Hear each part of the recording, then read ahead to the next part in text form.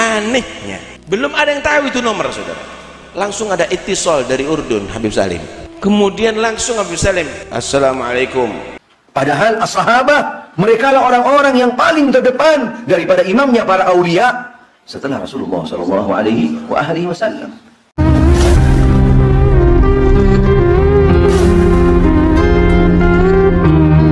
Al-Faqir menyaksikan Al-Habib Salim. Ada satu kejadian pada Al-Faqir. Waktu Al-Faqir ada di Hadramut saat itu berziarah. Habib Salim waktu itu ada di Urdun. Baru Al-Faqir merubah nomor baru dari HP. Anehnya belum ada yang tahu itu nomor, saudara. Langsung ada itisol dari Urdun, Habib Salim. Kemudian langsung Habib Salim, assalamualaikum. Kemudian Habib Salim menyatakan, Masya Allah, basyarakallah bil khair, wasalta Hadramut. Kemudian Habib Salim ngasih tahu, yang di samping inti ini, yang di muka inti begini, inti begini, inti begini. Nomornya siapa ngasih tahu? Luar biasa. Nah karena itu ada Habib Salim, beliau adalah orang yang menutup kelebihannya dengan muzah, menutup kelebihannya ilmu luar biasa, wilayah luar biasa, karomah luar biasa. Bagaimana bisyarah daripada Aqtab ada di zamannya saat itu.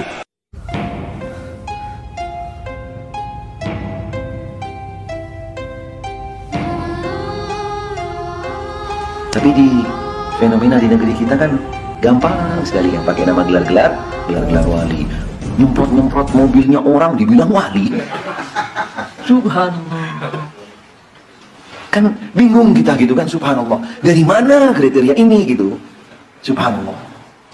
Merusak ini, merusak itu dibilang wali. Bahkan sampai ada sebuah istilah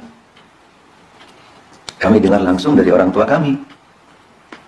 Kalau dari golongan tertentu ketika melakukan hal-hal yang menyimpang gitu kan, dinamakan majdub. Tapi kalau dari kelompok yang lain melakukan hal-hal yang sifatnya menyimpang, dibilang maghrum. Bu, sekarang banyak kuburan palsu, Bu. Kuburan nggak ada orangnya, tapi ada namanya. Dibikin penjarahan, dibikin tempat parkiran, dibikin tempat jual-jualan. Akhirnya banyak. Ditempatin lagi, ditaruhin tempat mainan anak-anak itu. Jadi sekarang hati-hati, makam-makam yang dari zaman dulu tidak dikenal sebagai makam wali, penjarahan, kemudian hari ini ada orang mengatakan dapat kasab daripada Allah Subhanahu wa ta'ala bahwa ini kuburan Syekh Jangkung beneran. Akhirnya dibangun kerjasama sama kepala desanya, dibikinin tempat parkir, dibikinin masjid. Na'udzubillah, itu adalah penipuan. Apa? Penipuan. Maka oleh karena itu zaman ini zaman edan. Yang edan bukan zamannya, zaman begini-begini aja. Tapi yang edan banyak orangnya. Makanya ibu-ibu, anak-anak kita ini harus betul kita didik dengan didikan-didikan yang benar. Didikan-didikan agama. Kalau anak kita nanti sudah kuliah, pesenin, jangan tinggalkan Nahdlatul Ulama. Jangan tinggalkan Nahdlatul.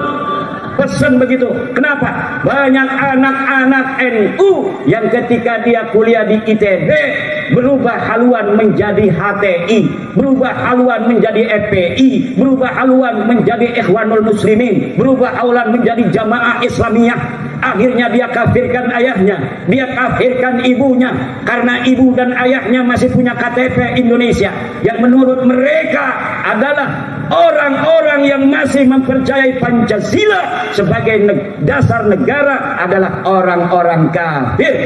Dia yang tidak mau menegakkan syariat Islam kata mereka, maka dia adalah orang-orang kafir. Wa man lam yahkum bima anzalallah fa ulaika humul kafirun. Dia pakai ayat yang untuk orang Yahudi kemudian diambil untuk orang tuanya karena dia mendapatkan ideologi yang sesat yang diajarkan di tempat kuliah. Maka harus diwasiati. Nah, kamu kuliah nanti hati-hati kalau memilih organisasi. Masuk aja organisasinya PMII, punya Nahdlatul Ulama. Jangan macem-macem ikut-ikut yang tidak jelas. Selalulah alaikum binahdlatil ulama, alaikum binahdlatil ulama, alaikum binahdlatil ulama. Itu yang harus ditanamkan. Kenapa? Kalau tidak begitu, maka anak kita tidak punya panduan. Kayak saya ini, Bu. Saya ini, makanya saya ngomong begini. Karena saya ini lahir dari keluarga besar Nahdlatul Ulama, cuma bukan karena kemudian saya itu tidak mendapat wasiat, bukan, tapi karena saya orangnya ngeyel. Ini di kampus ini orang apaan sih, orang diem aja, nggak mau ngobrol selain sama temennya ini, yang satu letting, yang satu yang akrab. Ternyata ketika saya temenin ini dua orang, ternyata dia punya pemahaman agama yang berbeda. Saya penasaran apa sih pemahamannya. Ayo, kalau ini katanya ikut ngaji, ngajinya hanya 6 orang atau 7 orang. Yang dibahas adalah tentang negara Indonesia ini negara tauhid. Alhamdulillah, tetapi saya tidak sampai masuk. Tetapi saya pengalaman, karena orangnya penasaran. Ini apa yang dibahas, apa tujuannya. Orang-orang yang banyak berpaham-paham demikian, biasanya orangnya eksklusif, bertemannya juga eksklusif, tidak low profile. Dia pilih-pilih teman. Dia akan lihat teman-teman yang mudah untuk dibawa oleh dia untuk dicekoki dengan paham-paham anti negara kesatuan Republik Indonesia.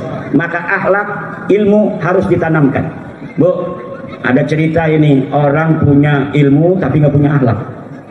Dia dikawinin tuh sama mertuanya bukan kiai, mertuanya tukang nelayan, punya empang. Mertuanya punya empang, empangnya ini ditanemin ikan bandeng. Banjir, pas banjir ini pas surut, di tengah-tengah empang itu ada ikan mujair. Mertuanya ambil ini ikan mujair, ini gimana hukumnya? Saya nanamnya ini nanam ikan bandeng. Kok katanya pas saya ambil ada ikan mujair, ini hukumnya halal apa haram? Wah, saya punya menantu katanya mondoknya di Jawa. Dia tanya sama menantunya, "Dok, ini hukumnya apa?" "Bapak ini nanamnya di empang ini nanam ikan bandeng, tapi setelah banjir ada ikan mujair. Mungkin dari empang tetangga yang nanam ikan mujair masuk ke empangnya Abah. Bagaimana hukumnya?" Kata si menantu ini, "Tenang, Bah. Kita buka di kitab Fathul Mu'in halaman 90. Padahal Fathul Mu'in nggak ada halaman 90. Fathul Mu'in hanya halamannya 70-an lebih. Nih Pak, dengerin, saya ini menantu mau baca kitab kuning Fathul Mu'in. Babul Mujahiri. Utawi iki iku bab nerangaken iwak mujair. Kata mertuanya, hebat ini menantu saya. Saya ikut pengajian sama kiai-kiai di kampung, belum pernah nemu ini babul mujahir. Tapi menantu saya katanya ini ada kitab nerangin ikan mujair. Coba terus, menantu terus. Al mujahiru halalun lil mantu wa haramun lil mertua. Apa itu artinya mantu? Tenang, Bah. Ini kita baca, Bah. Ini sesuai dengan cara di pesantren manainnya. Al mujahiru utawi iwak mujair halalun lil mantu, iku halal kedua mantu. Wih, hebat-hebat ya. Wa haramun lil mertua, dan haram kepada mertua. Kata mertua, empang saya. Masa iya halal bagi mantu, haram untuk mertua? Itu kitab apa mantu? Kitab Fathul Mu'in, Bah. Ada nggak kitab lainnya? Ada, Bah. Nanti kita buka kitab Fathul Wahab. Masa iya katanya ini haram buat Abah, katanya. Ini kitab Fathul Wahab juz 12. Padahal Fathul Wahab juznya cuma itu aja. Nih, Bah, ini kitab Fathul Wahab, babnya sama, babul mujahir.